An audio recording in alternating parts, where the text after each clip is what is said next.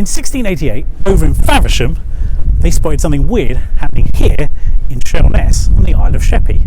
They saw a boat taking on ballast and some rather shady looking individuals nearby. So they decided to get a posse together of fishermen and local musket men, and they rowed over to here and they found these two individuals.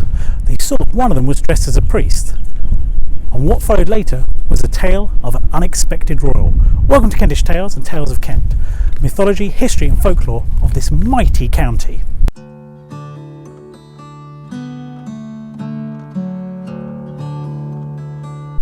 So who were these strangers on the beach? Well, the fishermen and musketmen found that one of them was Edward Hales, a local well-known nobleman. The other seemed to be a priest. It was at this point they decided to search the priest. So Mr. Moon strip searched the priest looking for valuables. So it was that the priest ended up fully naked here on Sheerness Beach, which is probably not the last time that's ever happened.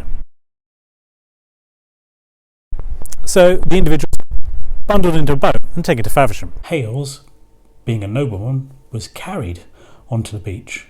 The priest was made to wade through the water.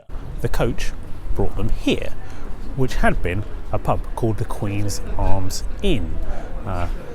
They disgorged from the coach and were met by Richard Marsh, who's going to go on to found Shepherd Brewery.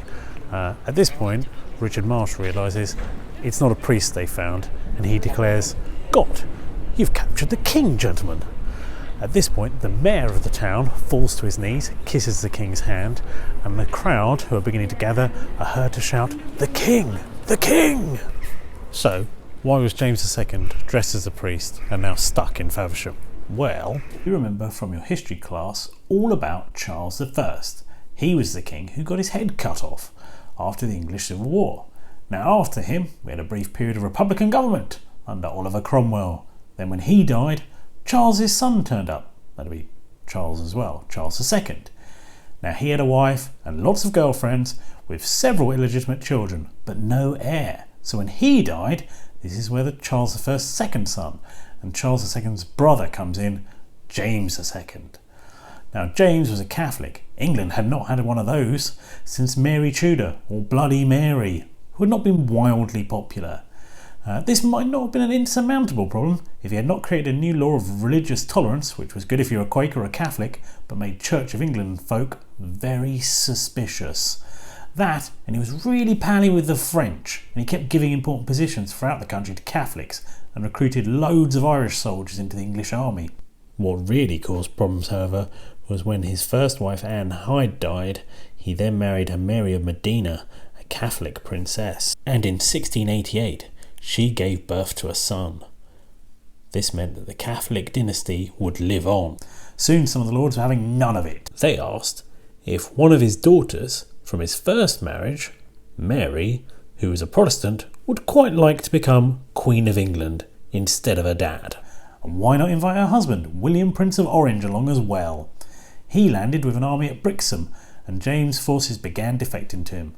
James panicked and fled London. So the plan was to flee London, to depart from the Isle of Sheppey and head out over to France. The next day they made their way from their stay at Neath's Court all the way down to the Swale through the Isle of Elmley, and they got to a place called House Down, which James described as being like a rat's castle.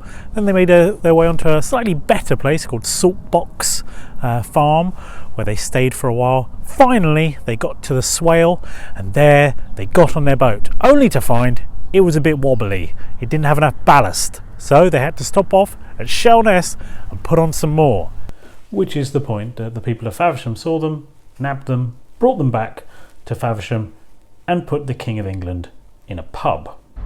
They decided to move him somewhere more salubrious, so they sent him down here to the mayor's house.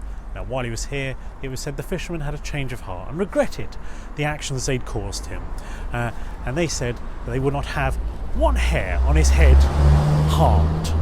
Other people said, however, that the fishermen were worried that someone was going to take away their prize, so they even followed him to the toilet. When some more of the king's officials made it to Faversham, they were disgusted to find that the place had turned into a bit of a marketplace, with everyone shouting and swearing and cursing, and the king could not even be heard. Eventually it was decided by the local bigwigs that they would let him go, and so they escorted him to Sittingbourne, where he met the lifeguards, who took him up to London. James arrived in London, or at least got to Blackheath, and was thinking to himself, what awaits me here? Am I about to be captured and put on trial and executed like my father? No, actually what awaited him was cheering crowds. The people of Blackheath had come out to greet him. Church bells were rung and everyone was in a jubilant mood. James had to ask himself what had been going on in London since he left. There had been chaos in London when he fled. Catholics feared that Protestants would take it out on them, so they were hiding in their homes. The Lord Chancellor had tried to escape in a colliery boat and shaved off his notable eyebrows and covered himself in soot.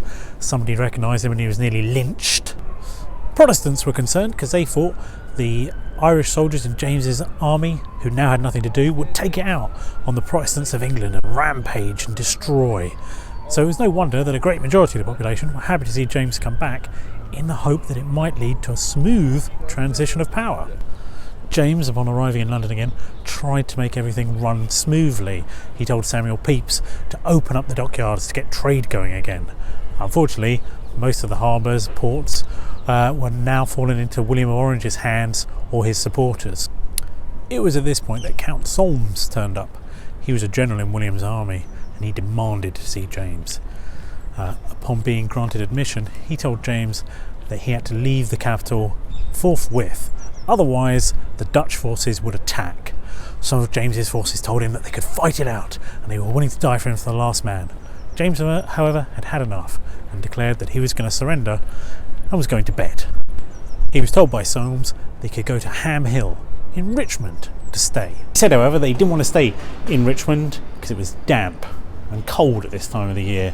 So he stayed here in Rochester at Richard Head's house, who was the former mayor of Rochester and the MP. They did try to make his stay comfortable and provided him with Roman Catholic guards who sat in mass with him every day. But he was still in a maudlin mood. He said, "I shall certainly be sent to the Tower," he told Aylesbury, and no king ever went out of that place but to his grave. He stayed here in what's become known as Abdication House for 6 days, all the time fearing for his life, remembering that his own father had been killed in a civil war and very much worrying he was going to go the same way. William was in a bit of a weird situation. Could he keep the king, or former king, or whatever was going on, in kind of house arrest for the rest of his life? Could James's own daughter put him on trial? What William of Orange did was he made sure that James II got all of the letters telling James that he should leave the country and desert England. He also sent one of the king's illegitimate sons, the Duke of Berwick, with blank passports, so that James, if he wanted to, could flee the country. James reached out to the Bishop of Winchester and various merchants of London, asking if they could guarantee his safety and that he wouldn't be put on trial for treason. They said they could do no such thing. So it was, in the middle of the night, that James decided he was going to flee.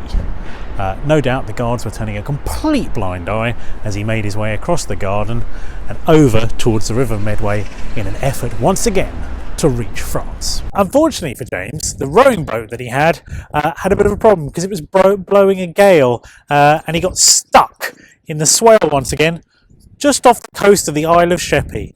No doubt worrying that he was once again going to be stripped naked in front of everyone. Luckily, however, he saw a fire ship, which wasn't on fire at the time, and he recognised the captain on board. So they went first on there, and they were able to dry themselves off temporarily. Then they found the fishing vessel that they were looking for, and they got on the fishing vessel and made it all the way to Essex.